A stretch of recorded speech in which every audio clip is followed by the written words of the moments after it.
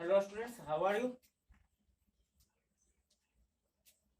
जैसा कि पिछले वीडियो में हम लोगों ने देखा था बीएससी क्लास 12 रेमबो पार्ट 2 का जो एक चैप्टर था अ चाइल्ड इज बॉर्न, उसका पार्ट 1 हम कुछ हिस्सा पढ़ाए थे जिसको पार्ट 1 का नाम दिया है।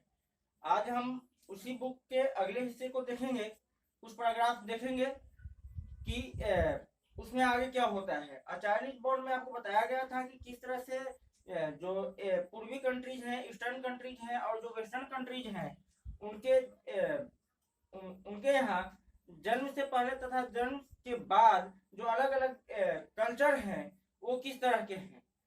तो आइए हम देखते हैं आगे। In many societies, women still go forth from their mother's house at marriage to live with a mother-in-law and the wives of their husband's brothers. देखिए कहते हैं कि जो ट्रेडिशनल सोसाइटीज है, जो परंपरागत समाज है, वहाँ पे महिलाएं शादी के बाद अपने सास के घर में या अपने पति के भाइयों के साथ रहने के लिए जाती हैं। हमारे यहाँ बिहार में तो बिल्कुल इसी तरह का होता है, इंडिया में इसी तरह का होता है कि शादी के बाद लड़कियां अपने ससुराल जाती हैं, वहां पे अपने सास के साथ रहती हैं और अपने पति के भाइयों के पत्नियों के साथ। पति के भाई का पत्नी कौन हुआ, मतलब अपने गोतनियों के साथ, हम लोग जो बोलते हैं गोतनी, अपने गोतनियों के साथ रहने के लिए जाती हैं। It is tourism of anthropology that such women do not become members of their new family until they have born a child. देखिए ये जो मानव शास्त्र का एक बिल्कुल कटु सत्य है कि हमारे यहाँ महिलाएं तब तक उस परिवार में घुल मिल नहीं जाती हैं, उस परिवार का सदस्य तब तक नहीं बन जाती हैं जब तक कि वो एक बच्चे को जन्म न दे दे। अगर किसी स्त्री का विवाह होता है और 4-5 वर्षों तक उसके बच्चे नहीं होते हैं तो देखिए उसके ससुराल वालों का उसके प्रति किस तरह का रवैया होता है। वो उसको बिल्कुल घृणित रूप में देखते हैं, उसकी बिल्कुल प्रतिष्ठा का ध्यान नहीं रखते हैं और सीधा सारा का सारा आरोप उस महिला पे लग जाता है कि वो बांझ है, बच्चे पैदा नहीं कर सकती है, वो उनके कुल का नाम आगे नहीं बढ़ा सकती है, वो उनके खानदान को आगे नहीं बढ़ा सकती है। तो इस तरह से जो हमारी सभ्यता है, जो हमारे समाज है, सभ्यता नहीं कह सकते हैं, जो हमारा समाज है, जो पुरुष प्रधान समाज है, वो जनरली महिलाओं में ही कमी निकालने के लिए अग्रसर रहता है। If we consider that in such societies the marriage was quite likely to have been arranged, हमारे समाज में जहां तक जो शादी है वो एक अरेंज है, एक समझौता होता है। इसमें लड़कियां, ज्यादातर लड़कियां या लड़के अपने मर्जी से शादी नहीं करते हैं। एक व्यवस्था है, एक प्रणाली है जिनमें लड़कियों के रिश्तेदार और लड़कों के रिश्तेदार मिलकर एक व्यवस्था करते हैं जिसको कि हम अरेंज मैरिज कहते हैं। इनमें कपल्स, इनमें स्पाउसेस का राय बिल्कुल न के बराबर होता है और अभिभावकों का सलाह ही काम आता है, उनका समझौता ही एक नए परिवार को आपस में जोड़ता है। It is understandable that the bride too longs for the child who will stand in the same intimate relationship to her as she with her own mother. देखिए एक बात तो समझने लायक है कि जो लड़की का अभी शादी हुआ है, जिसको कि उससे उसके अगल बगल वाले, उसके परिवार वाले, उसके अभिभावक हमेशा चाहते हैं कि जल्द से जल्द माँ बने, वो लड़की भी चाहती है कि वो जल्द से जल्द माँ बने और उसके होने वाले बच्चे के बीच का बॉन्डिंग बिल्कुल वैसा ही हो जैसा उस लड़की का अपने माँ के साथ में बॉन्डिंग था। अपने माँ के साथ जिस तरह से वो रहती थी, जिस तरह से उसकी माँ उसको प्यार करती थी, उसी तरह से वो भी अपने बच्चे को प्यार करना चाहती है। The western interpretation of such mores is that they are backward, cruel and wrong. देखिए पश्चिमी सभ्यताओं में, पश्चिमी जो समाज है वहां पे इस तरह के रीति रिवाज को पिछड़ा हुआ, क्रूर और गलत माना जाता है। देखो जी, कहीं पे भी है जो शादी है वो दो दिलों का मिलन होता है। वो किसका मिलन होता है? दो दिलों का मिलन होता है। लेकिन हमारे समाज में वो कई लोगों का एक उम्मीद होता है, खास करके इंडियन कल्चर, खास करके इन बांग्लादेशी एंड पाकिस्तानी श्रीलंकाई कल्चर, ये बहुत लोगों की एक संभावना होती है। आपका शादी हुआ और बहुत लोग कई ख्वाब देखने लग जाते हैं कोई नाना, किसी को नाना बनने का जल्दी है, किसी को नानी बनने का जल्दी होता है, किसी को दादा बनने का जल्दी होता है, किसी को दादी बनने का जल्दी होता है। और लेकिन इसमें वो नहीं जानते हैं, इस बात से वो मुंह फेर लेना चाहते हैं कि वो जो कपल्स हैं वो क्या चाहते हैं, उनको बस अपनी फिक्र होती है। इट इज एज्यूम दैट, ऐसा माना जाता है कि the sexual relations between the spouses are perfunctorily and exploitative and that all mothers in laws are unjust and victim. देखिए, ऐसा माना जाता है कि जो ये सेक्सुअल रिलेशनशिप है, जो लैंगिक रिश्ता होता है, वो औपचारिक रूप से पति पत्नी के बीच में होना चाहिए, वो उनके मर्जी के साथ होना चाहिए। लेकिन जो सासें होती है वो इसमें विलेन का रोल अदा करती हैं, क्योंकि सबसे पहले उन्हीं को दादी बनने की जल्दी होती है। वो इसीलिए अपने बेटे की शादी करते हैं ताकि जल्द से जल्द उनका खानदान आगे बढ़ सके। One of the greatest difficulties in that way of feminists who are not chauvinistic and want to learn from women who still live within a female society is the tendency of whose women to withdraw into silent opposition when participating in international fora conducted in languages which they cannot speak with fluency। देखिए, कुछ महिलाएं जो कि अपनी बात को अपने समाज में रखना चाहती हैं, वो कई वैश्विक सभाओं में जाती हैं, लेकिन फ्लुएंट नहीं बोल पाने के कारण, भाषाई प्रॉब्लम होने के कारण, लिंग्विस्टिक प्रॉब्लम होने के कारण अपनी बात को वहां पे रख नहीं पाती हैं। Women officials of the Sudanese government told me that they had given up going to international conferences even though the trips were a tremendous treat, but because they were tried to be being told about their own lives instead of being consulted। देखिए, सुडानी महिलाएं हैं जो lectures को बताती हैं, तो लोग जहाँ भी जाती हैं उनके साथ बहुत ही भद्र व्यवहार किया जाता है, बहुत ही अच्छी व्यवहार किया जाता है, लेकिन वो अपनी बात को रख नहीं पाते हैं। वो सिर्फ अपने जीवन के बारे में ही बता पाती है थोड़ा बहुत, बाकी चीजों को नहीं बता पाती हैं, और नहीं जो लोग कुछ बोलते हैं उन बातों को वो ठीक से समझ पाती हैं। Thus we in the West would regard it outrageous that a woman would lose her own name and becomes known as the mother of her firstborn।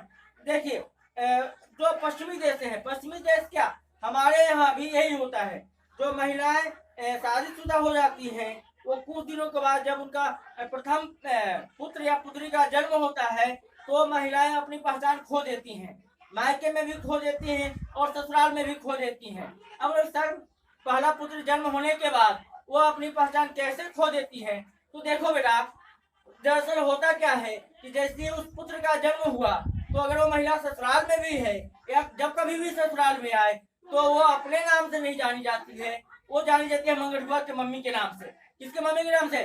Mangarua के मम्मी के नाम से, चंगरुआ के मम्मी के नाम से, है ना, रजवा के मम्मी के नाम से, रनिया के मम्मी के नाम से। तो अपने पुत्र के नाम से जानी जाती है, अपना नाम उसका बेचारी का खो जाता है। ये ठीक है कि हम अपने पुत्र के नाम पर गर्व करते हैं, हर कोई कर सकता है, मेरा बेटा विदेश में डॉक्टर है, मेरा बेटा विदेश में इंजीनियर है, लेकिन मेरी अपनी भी कुछ पहचान है, उन महिलाओं की भी अपनी कुछ पहचान है, उनका भी अपना नाम है। लेकिन हमारा जो पुरुष प्रधान मेल डोमिनेटेड सोसाइटी है, वो उनसे उनका हक छीन लेता है और तुरंत फलनिया के मम्मी, चिरनिया के मम्मी, और उससे पहले जब वो ससुराल में आती हैं तो फलनवा के बहू, चिरनवा के बहू बन जाती हैं। तो इस तरह से महिलाओं का कोई औचित्य नहीं रह जाता है हमारे पुरुष प्रधान समाज में। Once she has borne it, although of course most of us do not protest against the sinking of the woman's lineage under the husband's name at marriage। जैसा कि आपको पता है कि शादी के समय में वो महिलाएं शादी के बाद अपने पतियों के नाम से जानी जाती हैं, फलनवा बहू, चिरनवा बहू, है ना। तो इस तरह से जो महिलाएं हैं वो काफी एक तरह से प्रताड़ित रही हैं हमारे पिछले समाजों में। हालांकि पिछले 40-50 वर्षों में महिलाओं को आगे बढ़ाया गया है और 10-12 वर्षों में तो महिलाएं काफी हद तक आगे आई हैं। अब आप कहीं भी देखेंगे तो शहरों में और गांवों में भी उन महिलाओं के नामों से पुकारा जाता है, लेकिन आज से 10 साल पहले ऐसा नहीं था। बिल्कुल भी किसी महिला को तो हमको नहीं लगता है कि मरने के समय तक भी लोग उसके ससुराल में उसका नाम जान पाते होंगे, है ना। वोटर कार्ड सिर्फ इलेक्शन के टाइम में ही जाना जाता होगा कि इस महिला का क्या नाम है, वो भी नाम गलत ही रहता है। इलेक्शन कार्ड में तो शादी के पहले ही कितना महिलाओं का नाम आ जाता है, पता भी नहीं है बेचारी। जब यहाँ तो पता चला कि मम्मी पापा क्या नाम रखे थे, और यहाँ पे तो पहले से ही मेरा नाम डाला हुआ है, फलाना के बहू ही नाम है कि नहीं है। तो ऐसा होते रहता है। इन मेनी ट्रेडिशनल सोसाइटीज, बहुत सारे परंपरागत समाजों में the relationship between mother and child is more important then the relationship between husband and wife. पति और पत्नी के बीच के रिश्तों से ज्यादा महत्वपूर्ण हो जाता है माँ और बच्चे का रिश्ता। माँ और बच्चे का रिश्ता जो होता है वो पति पत्नी के रिश्ते से ज्यादा गहरा हो जाता है कई परंपरागत समाजों में। हालांकि पति पत्नी के रिश्तों का अपना एक अलग स्थान है, लेकिन माँ और बच्चे की रिश्ते का अपना एक अलग महत्व है। इन दोनों के रिश्ते को हम कंपैरिजन नहीं कर सकते हैं, लेकिन हाँ ऐसा होता है कि कहीं कहीं माएँ अपने बच्चों को अपने पति से ज्यादा प्यार करती हैं। In some, indeed, the child's relationship with the rest of his family is as important or even more important than either. और कहीं कहीं तो माता पिता का अपने बच्चों के साथ जिस तरह का रिश्ता रहता है उससे कहीं ज्यादा महत्वपूर्ण रिश्ता अपने सगे संबंधियों के साथ उस बच्चे का हो जाता है। अपने चाचा के साथ हो जाता है, चाची के साथ हो जाता है, अपने दादा दादी के साथ हो जाता है। और जहाँ पे एक जॉइंट फैमिली है वहाँ पे अक्सर ऐसा देखा जाता है कि बच्चे अपने माता पिता से ज्यादा समय अपने दादा दादी अपने चाचा चाची के साथ गुजारते हैं। लेकिन अब हम लोग जॉइंट फैमिली में धीरे धीरे रहना कम कर दिए हैं, तो इसलिए हमारा रिलेशन अपने बच्चों के साथ ज्यादा हो गया है। क्योंकि अकेले रहते हो तो बच्चे आप ही के साथ रहते हैं। देखिए, नंबर ऑफ सोशल यूजेज में stress the child relationship between the rest of his kin group at the expense of that with his parents. क्या होता है कि एक दूसरे किताब का अंश दिया हुआ है, और नंबर ऑफ सोशल यूजेज में stress the child relationship with the rest of kin group at the expense of that with his parents. कहीं कहीं ऐसा होता है कि जो किन ग्रुप होते हैं, जो आपके सगे संबंधी होते हैं, उनका रिश्ता आप माता पिता के रिश्तों से कहीं ज्यादा गहरा हो जाता है। His aunts and uncles may be permitted greater physical intimacy with him in public than his parents। Public में, समाज में, लोगों के बीच में उसके चाचा चाची जो होते हैं वो ज्यादा नजदीकी दिखते हैं बच्चों को, क्योंकि अक्सर जो चाचा चाची होते हैं वही उस बच्चे को लेकर खिलाते रहते हैं, घुमाते रहते हैं। In many traditional society in Africa and India, the biological family is deliberately weakened, be forced obedience or actual separation of parents in order to strengthen the extended family। अफ्रीकी और भारतीय मुल्कों में जो परिवारें होती हैं ग्रामीण क्षेत्रों की, वो आर्थिक रूप से कमजोर होती हैं। उनको मजबूती प्रदान करने के लिए, उनकी सहायता करने के लिए जो सगे संबंधी होते हैं उनकी मदद करते रहते हैं। The children are not born at the within whim of parents, but in response to a broader pressure from the whole group। और इसी कारण से वहाँ के जो माता पिता हैं वो अपने इच्छा से बच्चे पैदा नहीं करते हैं, बल्कि पूरा पारिवारिक समूह के द्वारा समूह के अनुसार बच्चे पैदा करते हैं। देखिए, the woman who satisfies the longings of her peers by producing the child, they are all anxious to see her achievements celebrated in ways that dramatize her success। जो औरतें अपने सहेलियों के, अपने फ्रेंड्स के, अपने पड़ोसियों को खुश करती हैं, उनको उनकी मनोकामना पूरी करके, मतलब कि उनके इच्छा के अनुसार बच्चे पैदा करके उनको खुश करती है, वो भी इस सफलता को पूरी तरह से एंजॉय करती हैं, इस सफलता से आनंद उठाती हैं। Among the few first person account of how this work in practice is this one from a young Sylheti women. देखिए, ये जो हमारे लेखिका आगे बताती हैं कि एक सिलहटी वुमेन जो कामकाजी है, जो घर में कार्य करती है, उन महिला का एक एग्जाम्पल देके आपको समझा रहे हैं कि if a girl is lucky, यदि वो लड़की जो माँ बनने वाली है अगर वो भाग्यशाली रही, and her parents are alive, और उसके माता पिता अभी जीवित हैं, she goes to her mother's house for the last few months of her pregnancy and about the first 3 months of the baby's life. वो अपने गर्भावस्था के कुछ महीनों के बाद ही अपने मायके चली जाती है तथा बच्चे के जन्म के 3 महीने बाद तक वहां रहती है।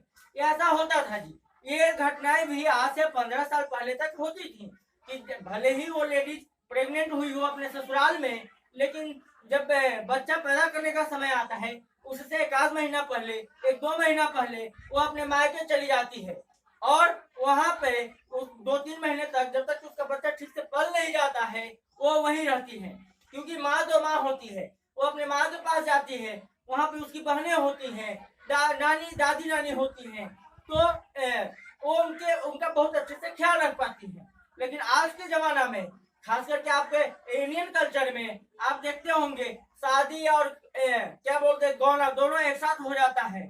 ससुराल वाला छोड़ता ही नहीं है बहू को, तो हस्बैंड छोड़ता ही नहीं है अपनी पत्नी को। तो आजकल जो बच्चे होते हैं वो ससुराल में पैदा हो रहे हैं, लेकिन पहले हर एक बच्चा, खास करके पहला बच्चा तो मायके में ही पैदा होता था। There she gets a lot of love and care. मायके में उन बच्चियों को जिनकी पहली गर्भ है, उन बच्चियों को बहुत सारा प्यार मिलता है और उनका बहुत सारा ध्यान रखा जाता है। She is asked, वो पूछी जाती हैं, What would you like to eat? तुम क्या खाना पसंद करोगी? भले ही पहले नहीं पूछी जाती थी, लेकिन जब वो गर्भावस्था में है, जब वो पेट से हैं, तो उनको पूछा जाता है, उनके खाने का ध्यान रखा जाता है कि उनको क्या खाने में पसंद है। ऐसा एक रीति रिवाज है, ऐसा एक अंधविश्वास है कि लोग कहते हैं कि गर्भावस्था में अगर उन बच्चियों के मनपसंद के कपड़े नहीं दिए गए, मनपसंद के खाने नहीं दिए गए, तो अगर मनपसंद का खाना उन बच्चियों को नहीं दिया गया तो उनसे उत्पन्न संतानों का लाड टपकते रहता है। तो इसलिए उनसे पूछी जाती है कि आपको क्या खाना है, किस तरह का खाना है। What would you fancy? आपको किस तरह का पहनावा चाहिए। All the time she is looked after. हर समय उस बच्ची का ख्याल रखा जाता है। The whole matter of pregnancy is one of celebration. और ये जो गर्भावस्था का पूरा समय है ना, गर्भावस्था का पूरा जो काल है, वो एक सेलिब्रेशन के रूप में, एक महोत्सव के रूप में देखा जाता है। When the baby is born, और जब बच्चे का जन्म होता है, it is an occasion of joy. तो एक आनंद का अवसर होता है, एक खुशी का माहौल होता है। It is an occasion of joy for the whole family. संपूर्ण परिवार के लिए, घर का हर एक सदस्य खुश होता है। The naming ceremony is lovely. और जो नामकरण का जो समारोह है वो और भी प्यारा होता है। जो नामकरण का समारोह है वो उसी को हम लोग यहाँ छठियारी कहते हैं, छठी भरी कहते हैं। 6 दिन के बाद पुरोहित को बुलाकर बच्चे का नामकरण कर दिया जाता था। और आज तो हमारा समाज इतना फॉरवर्ड हो गया है कि बच्चा पेटे में रहता है उसका नामकरण हो जाता है ना। बच्चा अभी माँ के पेट में है तभी नामकरण हो जाता है। बेटी होगी तो ये नाम रखेंगे, बेटा होगा तो ये नाम रखेंगे, पहले से ही हो जाता है। लेकिन पहले पुरोहितों से दिखाया जाता था, पहले मौलाओं से दिखाया जाता था, तब उस बच्चे का नामकरण होता था। तो पहले के बच्चों का नाम देखिए तेज प्रताप सिंह, शिवशंकर, रविशंकर, इस तरह का नाम होता था। महावीर, हनुमान, है ना, राम, श्याम, मोहन, कृष्ण, कन्हैया, इस तरह का नाम होता था। आज का तो देख लीजिए मंगरुआ, झंगरुआ, रंगरुआ, पता नहीं ऐसा नाम तो इतिहास में कहीं देखने के लिए मिला है जी? कहीं नहीं मिला है। क्योंकि पहले ग्रहों, नक्षत्रों सब कुछ मिलाने के बाद नामकरण होता था और उसी के एवज में छठियारी होता था। नामकरण का महत्व ही नेमिंग सेरेमनी होता था उसी तरह का। और आजकल तो बिल्कुल अड़ोसी पड़ोसी नाम रख देता है। It is held when the baby is 7 days old. ये तब होता है नामकरण समारोह जब बच्चे 7 दिन के हो जाते हैं। हमारे यहाँ इसको छठियारी कहा जाता है, 6 दिन पर होता है। लेकिन लेखिका देखी होंगी कि कहीं 7 दिन पर हुआ होगा, तो वो अपना विचार रख दी कि जब बच्चा 7 दिन का हो जाता है तब नेमिंग सेरेमनी होता है। A new dress is brought for it and a new saree for the mother. जो नेमिंग सेरेमनी होता है, जो नामकरण समारोह होता है, उसमें बच्चे के लिए नए कपड़े और उससे माँ के लिए नई साड़ी लाई जाती है। There is a feasting and singing until late night. खूब रात तक नाचना गाना बजाना होता है, खूब रात तक महिलाएं नाचती हैं, गाती हैं। The women and girls gather and sing songs. जो महिलाएं हैं, विवाहित महिलाएं हैं या फिर जो कुमारी लड़कियां हैं, वो लोग साथ में होती हैं और साथ में गाने गाती हैं। Garlands of turmeric and garlic are वॉन्ट to ward off evil spirits.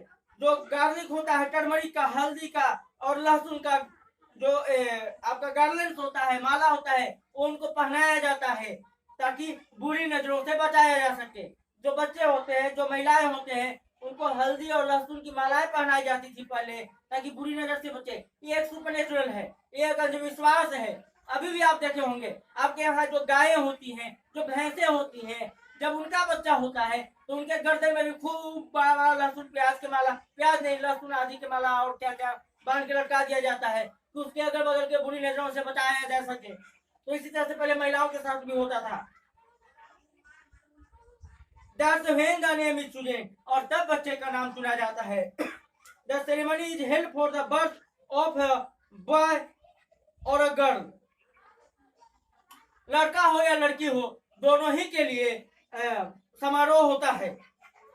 Of course, सचमुच में it is considered better to have a boy, लेकिन इस समाज में अगर लड़का हुआ है तो ज्यादा उत्सव होता है, ज्यादा खुशी होती है, क्योंकि मनुष्य, man is a social animal, but it is true that a man is very selfish animal. मनुष्य जो है वो काफी स्वार्थी प्राणी है। बच्चे के आने में खुशी होती है, लेकिन बेवकूफ हो ये नहीं समझते हो कि सिर्फ बच्चे ही सबके पैदा होंगे तो आगे से महिलाएं कहाँ आएंगी, कहाँ बच्चे पैदा करोगे फिर, है ना। But the birth of a girl is celebrated with the same joy by the women in the family। लेकिन महिलाओं के द्वारा लड़कियों के जन्म को भी काफी खुशी के साथ, काफी उत्सव के साथ मनाया जाता है। We sit together eating pan and singing। हम लोग साथ में बैठते हैं, पान खाते हैं और गाना गाते हैं। Some of us might be young unmarried girls।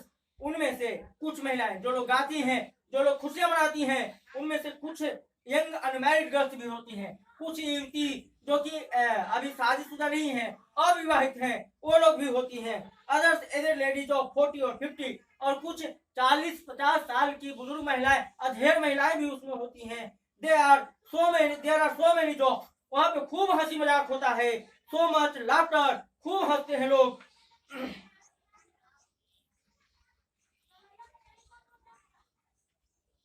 People look so funny eating pan and singing। वहाँ जो लोग होते हैं वो पान खाते हुए और गाना गाते हुए काफी मजाकिया दिखते हैं, काफी हल्के फुल्के मूड में रहते हैं। The men don't take part। पुरुषों को वहाँ जाना मना होता है। पुरुष महिलाओं के साथ मिलकर भाग नहीं ले सकते हैं, पुरुषों की भागीदारी वहाँ नहीं होती है। They may come and have a look at the baby। वो आ सकते हैं और बच्चे को देख सकते हैं। छठियारी के दिन पुरुष वहाँ जा सकते हैं और बच्चों को देख सकते हैं। But the singing, the gathering together at night, it is all women. लेकिन जो वहाँ रात भर का एकत्रित समारोह चलता है, जो रात भर की गाने बजाने का प्रोग्राम चलता है, वो सब महिलाओं के जिम्मे होता है और महिलाएं ही उसमें पूर्ण रूप से भाग लेती हैं। The songs are simple songs which are rarely written down. कुछ साधारण तरह की गाने गाए जाती हैं। There are about the life of women in Bengal. They are about the life of women in Bengal. और ये तो नीचे जो कहानी दी गई है वो बंगाल की एक महिला की दी गई है। देखिए कैसा है। Among the rewards of pregnancy in this case, as in many others, it is that the woman gets to go home to visit her mother and sisters। Bangladesh में भी प्रेगनेंसी के समय महिलाएं अपने माता पिता के घर चली जाती हैं। The nostalgic tone of the description, which is clearly tinged with rose, may be the product of the contrast that this young woman finds in England। लेकिन इंग्लैंड की महिलाओं के साथ इस तरह का व्यवहार नहीं होता है, उनको असमानता का सामना करना पड़ता है। Another of the Asian women who found a wife in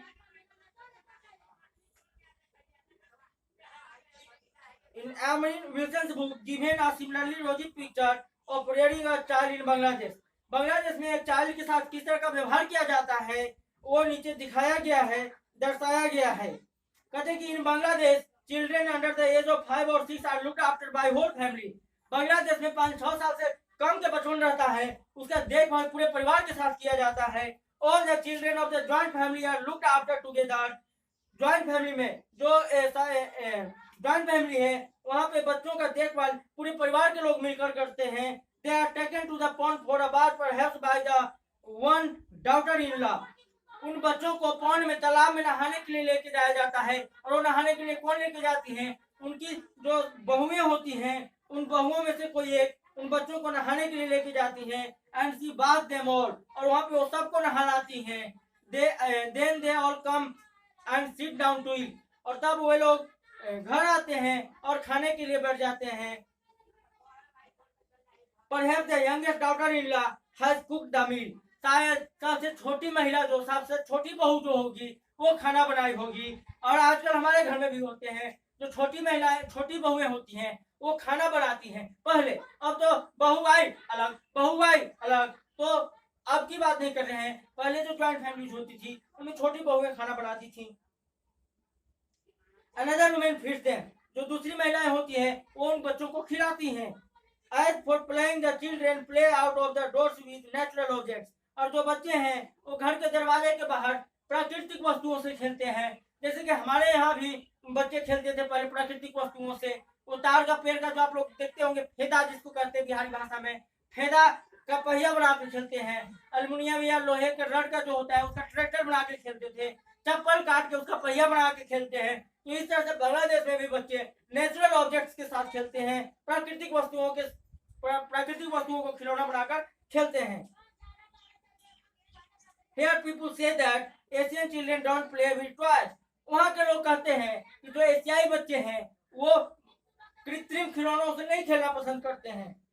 They make their own simple things. वे लोग अपना खुद का एक सिंपल थिंग बना लेते हैं। In the afternoon they love to hear रूप ठोका, और दोपहर के समय में वो लोग रूप ठोका, जो कि वहाँ एक परियों की कहानी है बांग्लादेश में, एक दंत कथा है बांग्लादेश में, उसको सुनना पसंद करती हैं। Maybe there is a favorite aunt. उन बच्चों का एक पसंदीदा आंट होती हैं, चाची होती हैं। She tells them these stories, और वही आंटी उनको इस तरह की कहानियां सुनाती हैं। But at night when they get sleepy, always go to their mothers and sleep in their embrace. लेकिन जब रात होती है तो सभी बच्चे अपने माए के पास जाती हैं और अपनी माताओं के साथ ही सोती हैं। But other who do help a lot. In fact, they have such a strong relationship with the others that is not uncommon for them to be called big mother or a small mother. लेकिन उन बच्चों का अपने aunt के साथ, अपने चाचियों के साथ इतना गहरा रिश्ता होता है कि वे लोग उनको चाची चाची नहीं कहकर बड़ी माँ या छोटी माँ कहकर बुलाते हैं। ये जो Wilson Amrit finding a voice Asian women in Britain London 1978 में प्रकाशित किया गया था। तो देखिए बाकी का 2 पैराग्राफ बच गया है क्योंकि वीडियो काफी लंबा हो रहा है, इसको हम लोग नेक्स्ट वीडियो में देख लेंगे। तो फिलहाल के लिए थैंक यू, और keep watching, like and subscribe my channel, क्योंकि आगे और भी इंटरेस्टिंग स्टोरी आने वाले हैं। तो थैंक यू वेरी मच।